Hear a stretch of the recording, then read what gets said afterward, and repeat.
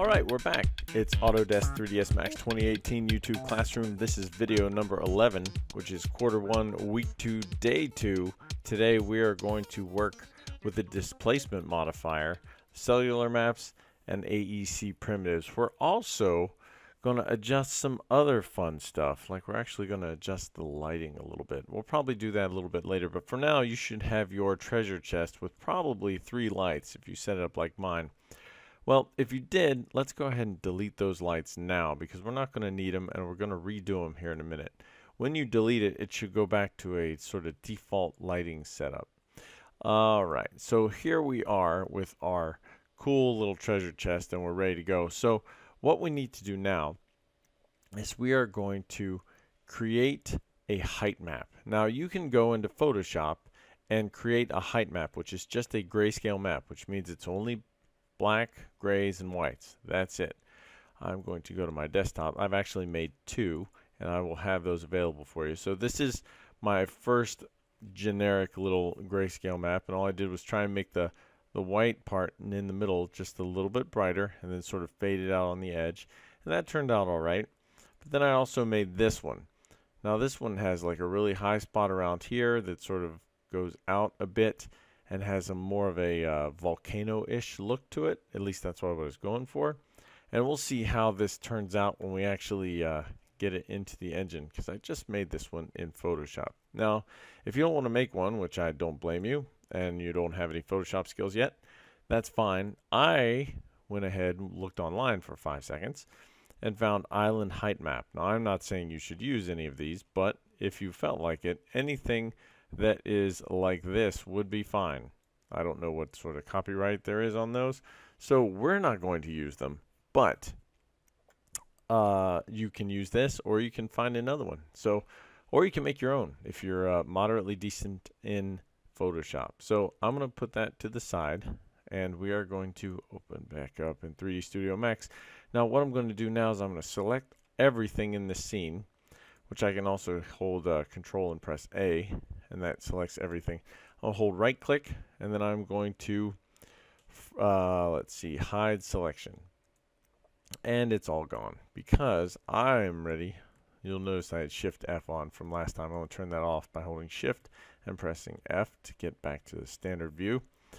Now I'm going to look at the top view by hitting T. I'm going to zoom out a bit, and now I'm getting ready to actually make my plane. So what we're going to do is we're going to use a generic square plane, and then we're going to add that height map to it and use the height map to generate how tall or how much the vertices need to be pulled up. So first things first, I'm going to create a 2K by 2K plane. So go to here, I'm going to go to keyboard entry, and I'm going to set the length and width to 2000. Down to 2000. Great. Now I am going to make sure that down here, before I hit enter, I'm going to change the length and width segments to 256 by 256. And that should be a good enough start. If we create this now, it will give us that very dense 256 by 256 image. Now when it comes down to edges, that's plane 01, which I'm going to change the name of now to M_island. Good. So this is set up. It has a 131,000 tries in it. So that's pretty cool. So this is what we have. Now this may start chugging your computer if you're not careful, but you can see we've got a lot of really good density in there. So now I'm going to hit right click on this and I'm going to convert to editable poly, and then I'm going to change the color to greenish for now just so I can see it better. You can also see that I've got lines as well as I've got all these square grids. Now it's important that it's square because the image I'm going to place in there is square. So I'm going to click up here in the modifier list and I am going to find my displacement, D-I-S-P-L-A-C-E. Now displace mesh is one option, but I also want to go down here to actually find just generic displace. because what that does is it gives us another stack. Now the way this operates is it works from the bottom up. So whatever you do to this will be affected by that. Okay, so this gets applied first, then the next thing gets applied, then the next thing gets applied. So for now, we are going to leave this editable poly here, go into the displace modifier, and where it says image, it says bitmap. Right now it says none. I'm going to go find that image of island HM, or the other one. I'll put both of them in there. And then you'll see, I'm going to hit P for perspective, nothing really happens yet because we haven't given it a strength. The strength is how much influence this is going to be. Now you'll see, because it's so big, even when I'm up to a strength of 18, it's not really doing anything. So I'm going to set the strength to 2,000 centimeters and see what that looks like. All right, that's a little crazy, huh? That's probably more than we actually wanted. So let's bring that down to 1,000 and see how that looks. That's a little better. It's starting to look like an island. Maybe a little bit too choppy, but generally that's pretty good. It's got like a little range there that's doable. Let's try 800. You can see the more I mess with it, the more it comes up or down. So I think 800 is pretty good, because if I have water level, I'm going to hit L for left, and I'm going to assume that the water level is going to be, I don't know, here-ish.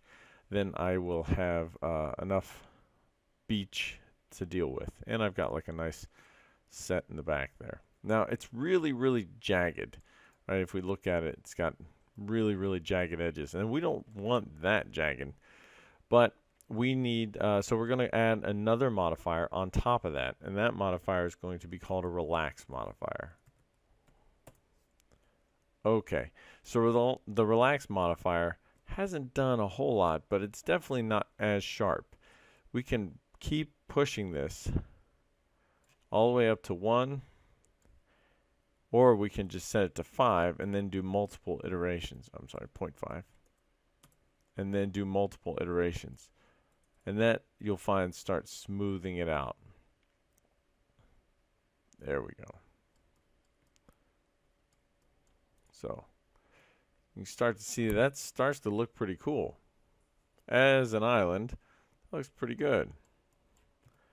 Now to move this island a little below sea level, because let's assume that our sea level is going to be roughly at 0, 0, 0. I'm going to select this, hit W, make sure I don't have anything in particular selected, no modifiers, and I'm going to drag it down just a little bit. Cool.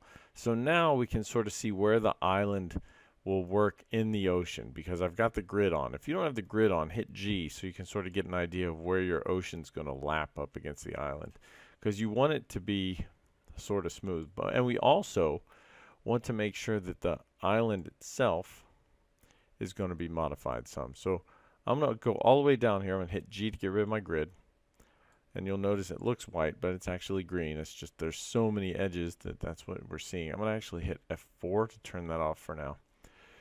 Now in this editable poly section, I'm going to select border. And as you see, if I select border, you'll notice these little beans show up all the way on the modifier list. That lets you know that now this displacement is only functioning on the thing that is selected. That is extremely important. You'll find many times that you'll think you've done something, you add a modifier, and then you realize that the modifier is only affecting the 1 or 2 things that you've selected. In this case, I'm only actually affecting what I've selected, which is the border, and that's no good. I do want to go back to our soft selection. So these modifiers here are affecting right now just this edge, but we'll deselect this in a second. But for now, let's go back to soft selection. I'm going to bump the fall off up. I'm going to adjust the pinch and the bubble so it's a little more smooth. And edge distance is off, and that's fine. And so I've got this set up now. So I'm going to actually scale these out some. Oops. Actually, I don't want to go that far out. I'm expanding them further and further. And now I'm going to increase the distance So I get more and more. And now what I'm going to do is hit W and move them down. So what I'm doing is I'm creating like a continental shelf. So now I've got like more ocean. Now if I select on up, you'll see it's not the relax and all this stuff isn't doing anything because it's only affecting the edge that I've selected. If I deselect this and go back up to relax, you can see that my island is now further spread out. Okay? Now, because I moved the thing out bigger, the displacement and the sizing has gotten weird. If we go down here to map, I can actually expand this out and I can shrink it, or I can make two of them or do something like that. So I'm actually going to bring it over a little bit like that. I can even go into this option here and select the gizmo. The gizmo allows me to move where the island is actually sitting. I can expand it like this, so the height map takes up more space, and so that I'm actually adjusting it a little better, I can expand it out one way or the other. I can squeeze it like this if I want it to be a little narrower, like that, so that I've got more of a stretch to it. And then when I'm happy, I can turn the gizmo off and go back to displace, and then deselect that in there, and you can see that. So I'm going to hit G for my ocean view for grid, and that's not bad. I'll put some lava in here or something. Kind of looks like Isla Nublar from Jurassic Park. Anyway, okay, cool. So we've got this, and green is great, but I want this to be sandy. Okay, so I want mostly sand on this island. Okay, so now that I've got all my island geometry set, I'm going to deselect that, and I'm going to hit M for material. So for the material, if my material editor comes up, my material still has all the stuff from before because our treasure chest is still in there. As a matter of fact, I'm going to close the material editor, hit right click, unhide all. All right, now I think I hit unhide all. Now somewhere, there's our chest. All right, so I can grab the bottom part of my chest, and we know everything's linked, right? And I can move it around. Okay, I'm going to move it up until it sticks out like that. Cool. Now, once again, you don't have to adjust your chest right now, but it's just kind of fun to see roughly what size it is and where it's going to fit and how big it is. This is kind of a weird island because that volcano's, either the chest is really big or the volcano is really small. And we already know that the chest is actually pretty accurately sized. So the logical thing would be to take the entire island and make it bigger by grabbing it from the middle and adjusting it up. You can even make it so it's a little bit taller this way. You can make it a little skinnier that way if we wanted to. And then I can find my chest again somewhere. W. There we go. Move it up on Z until it pops over there. Okay, cool. So there. That looks a little more appropriate for this particular spot. And you can adjust where your chest sits, and we'll do some more of that in a minute. But for now, that's kind of good. I'm going to take this whole object and move it down some. So maybe it's a little more there. All right, cool. Cool. As you can see, yours is going to be adjusted accordingly. However you end up with it is fine. For now, I'm just going to leave it here. Now, back to our material. If you hit M, we've got a bunch of materials. We need to go down here to this material, and we are going to click and drag it in with the others. Actually, let's double click it. There we go. Okay. By double clicking it, come on. I can double click it again. And now what I want to do is I'm going to create a radio or a cellular map that is going to give us a sandy look. Now maps, as you know, diffuse is what something looks like. So currently, if we take this material, which we are going to call matte underscore sand, and we drag it onto our object turns gray, which makes sense. So what we're going to do is create a new map. So right click, create map. We're going to create general. We're going to use cellular. Okay, my cellular is going to give it spots. And all I got to do is click and drag from here to diffuse. Now it takes a second, and you'll notice I'm in high quality. So it takes a second, but then it's going to get like spotty. If we select this and make sure that we are showing shaded material in viewport, which is right here. I'm going to click that, and now we've got a bunch of ugly bumps. That's not what we want. That's not very sandy at all. So we need to adjust this. We're going to adjust the cellular map. First things first, let's double click on this, and then you can see what colors we have. Let's pick a sandy color, like yellowish, you know, somewhere in the middle. Sure, that's good enough. All right, cool. Now our other two colors currently are gray and black, but I think I'm going to choose a lighter, like the same color as before. So I'm going to use this eyedropper and click our old color, but I'm going to make it brighter, so it's like that. And then I'm going to double click on this color, get our eyedropper, choose the original color, and make it just a little bit darker, like that. All right, cool. And I'm going to right click on this, and I'm going to open preview window. I'm going to make it bigger. Cool. So color wise, that's a lot closer to what we're looking for, but it's probably not great because it doesn't look like sand yet. So what we need to do is look at the size, because these size of these dots are way too big. I'm going to change the size down to 1. There. Now that's starting to look more sandy. All right. The spread I'm going to change to 0.8. And the smoothing I had set to 16. Now I had already experimented with these to get it the way I sort of wanted it to look. And what I'm looking for is I wanted it. Come on, give me that window. Give it to me. Okay, go. Like you may not be able to see it in the actual video, but there are tiny little specks there. And you can adjust this if you want. I could change it to 2 and see how that looks. It's a little bigger. It might be too big for what I'm looking for. If you look at it over here, it's probably too big, so I'm going to change it back down to 1. And I could always change the colors too. I could make this a little brighter and make this a little darker, so it gives a little better look. Okay, and I also choose fractal. I thought fractal turned out pretty good looking sand here. All right, cool. So now I've got the cellular map size and spread and bump set the way I wanted to. Now, what I want to do is do the same sort of cell,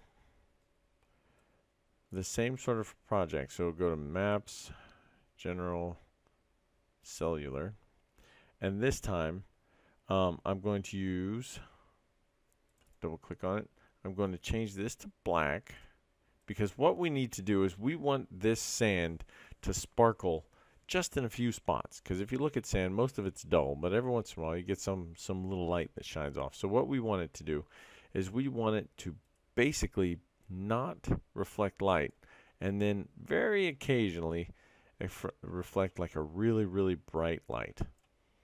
Like, there we go. So we create a map, and we are going to put this in the specular level. Okay, specular level means that it is going to now reflect light. Let me see if I can get this to behave. My computer's really thinking. There you go. You can sort of see how it's glossy here, but not there. And we can actually adjust this material's level, the specular level, and watch it change. Change how glossy it is, and you'll be able to watch it slowly change. Now see where the gloss is now? That's not bad. I think I might move it out, but I want the specular spots to be maybe just a little more, definitely a little smaller. So we're going to go through and do the same thing we did before. So under cellular, double click cellular, and under size, I'm going to change this to 2. Now you'll be able to see it update there. So you can see now there's just tiny little specks of white. I might go to 1.5. When I did this before, I had it down to, I think 1 with everything else. But I think that's pretty good. And I think I have this to 8. And that's might cut it back a little too much. I think I like 5 better. Anyway, you're just going to look for the sort of the sandy material that you want. And as you go, you'll notice that it slowly is putting itself on there, which is good. Now, for that, we're set. And then the next thing we want to do is set a height map to give it some bumpiness, okay? Now, basically, we want to do the same thing that we had before. We want a map that is a little bit of black and a little bit of white and a lot of gray. That way, it's got a general bumpiness to it. So once again, we're going to go to Maps, Generals, Cellular. I want to connect this to Bump. And because it is currently set in Bump, anything gray is set the same height. Where'd my window go? Preview window. Okay, cool. Now, if we look at it now, it's definitely bumpy, which is cool, but it's way too big. You can see it looks like it's made of styrofoam or something. So we want to set the main color to gray. Okay. And now we are going to set the division colors to white and black. They already set that. That's fine. Now we need to adjust the size. Okay. So the size, which remember oops, I adjusted the wrong thing. There we go. That was fine. This is what I need to adjust. Here. I'm going to make that gray. And you'll watch the bump change when I click OK. And then the division colors need to be white and black. Now you'll see more of a bump when this updates. So you can see it's bumpy, but it's way too big. Right now it's at 12. I'm going to set it to 2 and see how that looks. Cool. That's starting to look a lot better. We might even want to do like a white and like a gray, like a lighter gray. Let's see how that looks. Because I don't like the dimples on it.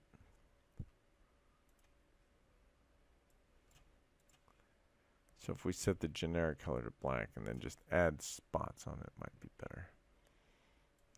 That's okay. Cool. So now we've got a material. Now if we go in and check where we're at, it's still way big. I'm going to hit F5 or F9 and render it out and see how it looks. It looks way better in here than it does in there. I'll render it again. We can take our chest. Whoop. Make sure you grab the right part of your chest. And then move it down. Cool. F9. Alright, cool. So you can see it still looks like pebbles or stone or styrofoam. So that means we need to make sure it's smaller. So I'm going to hit M again. I'm going to take this cellular map. Oh, there's two ways we can do this. We'd actually go into standard and we can adjust it here, or we can go in through here. We can actually set the coordinates to tiling. So we could set to like 3, 3, and 3. And that will change the whole thing to be 3 times tighter. And then we can hit F9. You can see it's much smaller. Probably still not small enough, so I'm going to change it to let's go twice as small. 6, 6, and 6. And you definitely want to do the entire portion. You don't want to do like just one way, otherwise you'll get weird streaks. There, that's starting to look like sand. Cool. Great. Now, our last thing to do is to really show this off. We're going to need to make sure that we have light. All right. Also, I'm going to, while we're at it, I'm going to take this object, and once I have my chest set where I want it, and I can always adjust it in particular, I'm actually going to select and link my chest box to the rest of the object. So now when I move the island, the chest moves with it. Okay, that way if I decide to change where my water is going to be and stuff like that, it can still be okay. All right, cool. So that's here. Now, that's the next thing I'm also going to do. I know we're getting kind of long, but this part's pretty easy, and it's where you can really sort of expand. Go to your standard primitives under your geometry creation and go to AEC extended. And what we're going to do is we're going to create foliage, and then right at the top there's a generic palm tree, and I'm going to auto grid this so that I can just click and drag, and then it creates a palm tree, and I can make a couple of them. Like there's one, and there's one, and there, and there, and there. And then I can even go through, I can make a yucca or a big yucca. That's cool. Make one there, and there, and there. So now I've got a little bit of life growing in this weird treeless place. There you go, and you can rotate them and adjust them. And now you've got a tiny little woods to be put there. And you have all sorts of trees and stuff. You don't have to go with like the island theme necessarily. You could do, like, instead of palm trees, you could do something else. Any one of those options are just fine.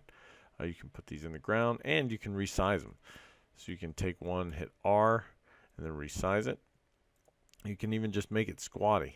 You can take one of these. Let's say you want it to, instead of a tree, you want a bush. Game designers do this all the time. They take a tree, put it in the ground. Enough.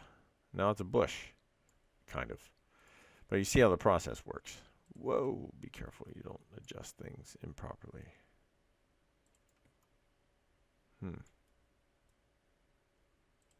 That's warping for some reason. All right. Anyway, that shouldn't be a problem. Oh, maybe it's because of AutoGrid. I'm not quite sure. I think it must be because something was on. Anyway, it's not anymore. It seems to be fine. So you've got some trees. You've got a cool material on your island, and your island is floating in space. That's where we're going to stop today because we have everything we need for now. If you want, you can render it out. Make sure everything's looking good. Make sure your sand's looking good. It's like a big sand pile in the middle of the ocean, but we'll work on that. Next, we're going to get the ocean going, and that's pretty exciting. So I will see you next time in video number 12 when we set up some wavy ocean, and then we'll set you loose on day 3 and 4 to finalize your island and make it look exactly how you want it to look. So thanks for watching. I hope you got a lot out of it. If you have any questions, leave some comments in the comment section, or you can email me, and I will see you at video number 12.